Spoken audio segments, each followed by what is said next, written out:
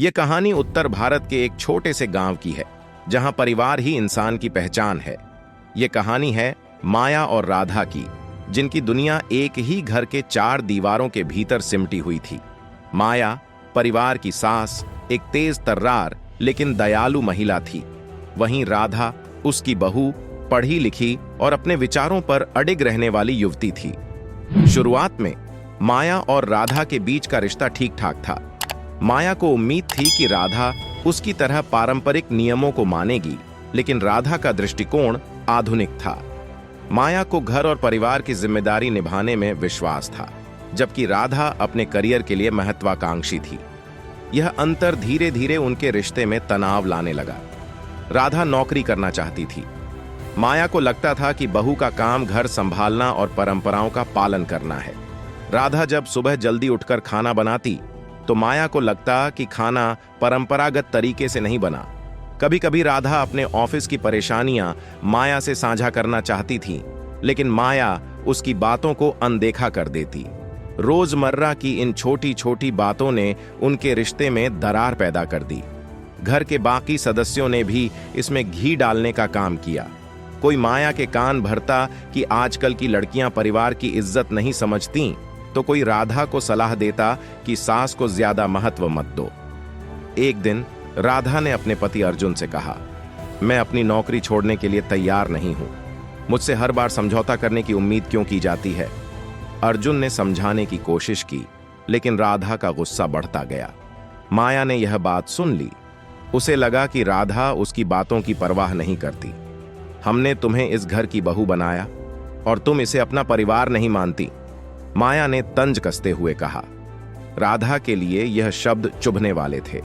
वह कुछ पल चुप रही और फिर कहा, मां जी, मैंने हमेशा आपको मां समझा, लेकिन शायद आप मुझे अपनी बेटी नहीं मान सकी। समय बीतता गया। माया और राधा के बीच संवाद लगभग बंद हो गया। घर में सन्नाटा पसरा रहता। एक दिन राधा ने अर्जुन से अलग घर में शिफ्ट होने की बात की। अर्जुन ने इस पर गहरी चिंता जताई।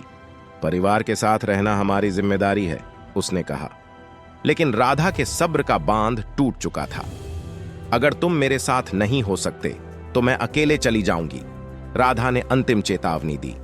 माया ने यह सुना और अपने भीतर गहरा दुख महसूस किया।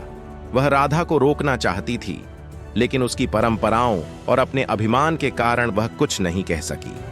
एक दिन राधा ने अपना सामान पैक किया और माया से विदा लेने आई।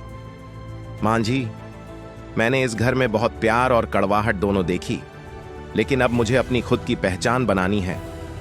माया की आंखें नम हो गईं। उसने कुछ नहीं कहा, लेकिन उसका दिल भारी हो गया। राधा के जाते ही घर का माहौल बदल गया। माया, जो हमेशा सब पर शासन करती थी, अब अकेलेपन से जूझने लगी। उसे एहसास हुआ कि उसकी बहू ने जो चाहा वह गलत नहीं था, लेकिन यह एहसास बहुत देर से हुआ। दोनों ने अपने अपने रास्ते चुन लिए। राधा ने शहर में अपना करियर बनाया और माया गांव में अकेले रहकर अपनी गलतियों पर पछताती रही। लेकिन वे एक दूसरे के साथ एक नया रिश्ता नहीं बना पाईं। यह कहानी केवल माया और राधा की नहीं है। यह हमारे समाज के उस पहलू को दर्शाती है जहां सास बहू के रिश्ते में अक्सर गलत फहमियां और परंपराओं का टकराव आड़े आ जाता है। शायद अगर माया ने थोड़ा समझौता किया होता और राधा ने थोड़ी सहानुभूति दिखाई होती, तो उनका रिश्ता टूटने से बच सकता था। रिश्ते कोई प्रतियोगिता नहीं होते, उन्हें समझदारी, प्यार और आपसी सम्मान से निभाया जाता है। अगर हम अपनी सोच का दायरा थोड़ा बढ़ाएं और एक दूसरे को समझने की कोशिश करें, तो शायद ऐसे बिछड़ाव को रोका जा सकता है। अगर अभी तक मेरे चैनल को सब्सक्राइब नहीं किया है तो प्लीज कर लीजिए और इस वीडियो को लाइक और शेयर करना मत भूलिए।